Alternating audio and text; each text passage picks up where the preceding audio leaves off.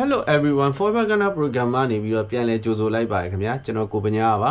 ါဒီနေ့ကျွန်တော်တင်ဆက်ပေးမယ့်အကြောင်းအရာလေးကတော့ကျွန်တော်တို့ Arsenal အသင်းဟာတနင်္လာနေ့ညတနာရီခွဲမှာ Emirates ကွင်းမှာအိမ်ကွင်းနောက်ဆုံးပွဲအဖြစ် Burnley အသင်းနဲ့ရှင်ပြိုင်ကစားရမှာဖြစ်ပါတယ်လက်ကျန်ပွဲစဉ်နှစ်ပွဲစလုံးကိုလည်းနိုင်မှုလိုအပ်နေတာပဲဖြစ်ပါတယ် Burnley အသင်းနဲ့ပွဲစဉ်မတိုင်မီပွဲကြိုသတင်းစာရှင်းလင်းပွဲမှာတော့ Mikel Arteta ဖြေကြားသွားတဲ့အကြောင်းအရာလေးတွေကိုကျွန်တော်ဒီနေ့တင်ဆက်ပေးမှာဖြစ်ပါတယ် Mikel Arteta အနေနဲ့ကတော့အသင်းရဲ့လက်ရှိအခြေအနေဒဏ်ရာကစားသမားတွေရဲ့ကြန့်ခိုင်မှုနဲ့ပရိသတ်တွေရဲ့အားပေးမှုနဲ့ပတ်သက်ပြီးတော့ဖြေကြားသွားတာတွေကိုကျွန်တော်ပြောပြပေးမှာပဲဖြစ်ပါတယ်။မင်းညမန်စီးတီးနဲ့ပွဲစဉ်နဲ့ပတ်သက်ပြီးတော့မေးမြန်းခဲ့ရမှာတော့ကျွန်တော်တို့အနေနဲ့တခြားအသင်းတွေတခြားအရာတွေကိုမစင်စားဘူးကိုယ့်လက်ထဲမှာရှိတဲ့အရာကိုပဲအာရုံစိုက်ထားပါတယ်လို့ပြောကြားခဲ့ပါတယ်။အခုချိန်မှာအရေးကြီးဆုံးကတော့ဘန်လီအသင်းနဲ့အနိုင်ရအောင်ကစားဖို့ပဲလို့၎င်းကထပ်ဆင့်ပြောကြားခဲ့ပါတယ်။အသင်းနဲ့ပတ်သက်ပြီးတော့မေးမြန်းခဲ့ရမှာလဲလောလောဆယ်တော့ထူးထူးခြားခြားပြောစရာမရှိသေးဘူး။ဘန်လီနဲ့မကန်ခင်ကြားထဲမှာရက်အနေငယ်ကြံသေးတာမို့လို့ကစားသမားတွေရဲ့အခြေအနေကိုဆက်လက်စောင့်ကြည့်ရအောင်ပါလို့ပြောပါတယ်။လာမယ့်ပွဲအတွက်ကြိုတင်စီစဉ်ထားဖို့ကိုမေးမြန်းခဲ့ရမှာတော့ကျွန်တော်တို့ရဲ့တစ်ခုတည်းသောရည်မှန်းချက်ကဘန်လီကိုအနိုင်ယူဖို့ပါပဲလို့တူတူဖြေကြားခဲ့ပါတယ်။အသင်းရဲ့စိတ်ပိုင်းဆိုင်ရာအခြေအနေနဲ့ပတ်သက်ပြီးမေးမြန်းခဲ့ရမှာတော့အသင်းကအရန်တည်ငြိမ်နေပါလက်ရှိအချိန်ကိုပဲအာရုံစိုက်ထားပြီးစိတ်ပိုင်းဆိုင်ရာအရာလည်းအခြေအနေကောင်းမှရှိနေပါတယ်ကစားသမားအများစုပြန်လာနိုင်ပြီဖြစ်ပြီးယာဒီကိုအကောင်းဆုံးအဆုံးသတ်နိုင်မှုအားလုံးစိတ်အားထက်သန်နေကြပါတယ်လို့ပြောကြားခဲ့ပါတယ်ဂိုးကွာချက်ရဲ့အရေးပါမှုနဲ့ပတ်သက်ပြီးတော့မေးမြန်းခဲ့ရမှာတော့ပထမဆုံးအနေနဲ့ပွဲကိုနိုင်မှုအရေးကြီးပါတယ်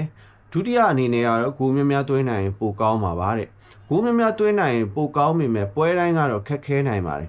ဂိုးကွာချချက်ကအရေးကြီးလာနိုင်တယ်ဆိုတာကိုကျွန်တော်တို့သိထားပါတယ်ဆိုပြီးတော့ဖြေကြားခဲ့ပါတယ်ဝက်ဆန်နဲ့ပွဲစဉ်မှာနောက်ဆုံးမိနစ်မှာပယ်ဖြတ်ခံရတဲ့ဂိုးနဲ့ပတ်သက်ပြီးတော့မေးမြန်းခဲ့ရမှာတော့အရေးကြီးတဲ့ပွဲတစ်ပွဲကိုအနိုင်ရလို့ဝမ်းသာပါတယ်ဒိုင်လူကြီးတွေရဲ့ဆုံးဖြတ်ချက်နဲ့ပတ်သက်ပြီးတော့ဘောလုံးအကြောင်းနားလဲတဲ့သူတိုင်းကဒီဆုံးဖြတ်ချက်ကိုမှန်တယ်လို့ပဲမြင်ပါလိမ့်မယ်ဆိုပြီးတော့မီဂယ်အာဒီတာကပြောကြားသွားတာဖြစ်ပါတယ်ဘန်ဟွာရဲ့ဒဏ်ရာအခြေအနေနဲ့ပတ်သက်ပြီးတော့မေးမြန်းခဲ့ရမှာတော့ကျွန်တော်တို့သူ့ကိုစောင့်ကြည့်ရအောင်ပါဒါပေမဲ့တော်တော်လေးအချိန်ပေးရမယ်ထင်ပါတယ်လက်ရှိအချိန်မှာတော့အာဆင်နယ်အတွက်သူပြန်ကစားနိုင်မှုအတွက်ကိုစ조사နေပါတယ်လို့ပြောကြားသွားပါတယ်ညာနောက်ခံလူနေရာမှာဘယ်သူ့ကိုသုံးမဲဆိုပြီးတော့မေးမြန်းခဲ့ရမှာတော့ဒါတော့ဖြည့်ရှင်းမှုနီးလန်းနေတော့ရှာထားပါတယ်တိတ်တော့စိတ်မပူပါဘူးဒီယာဒီမှာအဲ့လိုအခြေအနေမျိုးတွေ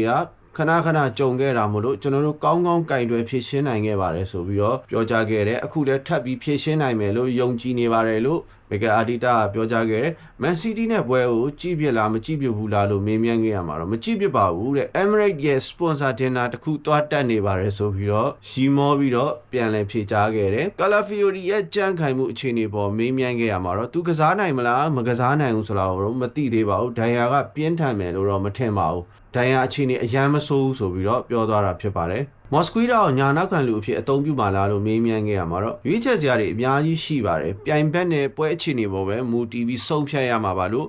၎င်းကဆိုပါတယ်ဇယားထိတ်မှာဖိအားများကြားရက်တည်နေရပေါ်မှာမေးမြန်းခဲ့ရမှာတော့ဇယားထိတ်မှာကြာရက်တည်နေနိုင်တာကကျွန်တော်တို့ရဲ့တည်ငြိမ်တဲ့ခြေစွမ်းကိုပြသနေတာပါပဲဒီနေရာမှာပဲယာဒီကိုအဆုံးသတ်ချင်ပါတယ်လို့ပြောကြားသွားပါတယ်ပွဲမတိုင်ခင်အသင်းဘတ်စကာကိုပြိသက်တီတောင်းဖြားကြိုးစိုးပေးခြင်းနဲ့ပတ်သက်ပြီးမေးမြန်းခဲ့ရမှာတော့ကျွန်တော်အရန်သဘောကျပါတယ်ကစားသမားတွေလည်းအရန်အားတက်ရပါတယ်ပရိသတ်နဲ့ကစားသမားတွေကြား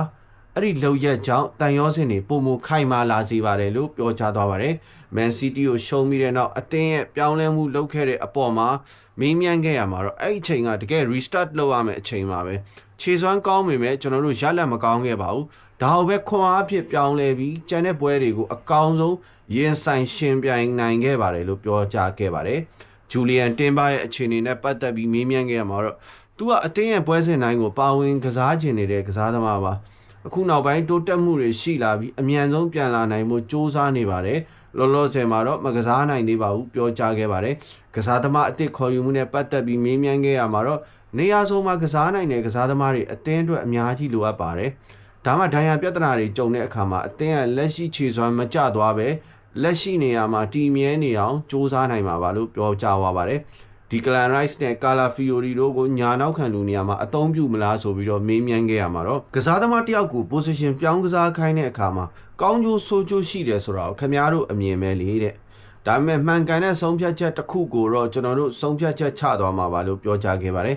ရာသီပြီးဆုံးတဲ့အချိန်မှာ Premier League ဖလားဆွတ်ခူးနိုင်မလားလို့မေးမြန်းခဲ့ရမှာတော့ဘန်လင်နဲ့ပွဲမှာအနိုင်ရခဲ့မယ်ဆိုရင်တော့ဖလားရဖို့အခုတည်းခြေတလန်းပိုနီးစပ်သွားပြီလို့ဆိုနိုင်ပါတယ်အဲ့ဒါအရေးကြီးဆုံးပါပဲလို့ပြောကြားခဲ့ပါတယ် Premier League မှာစပိန်လူမျိုးနီးပြတွေအောင်မြင်နေတာနဲ့ပတ်သက်ပြီးတော့မေးမြန်းခဲ့ရမှာတော့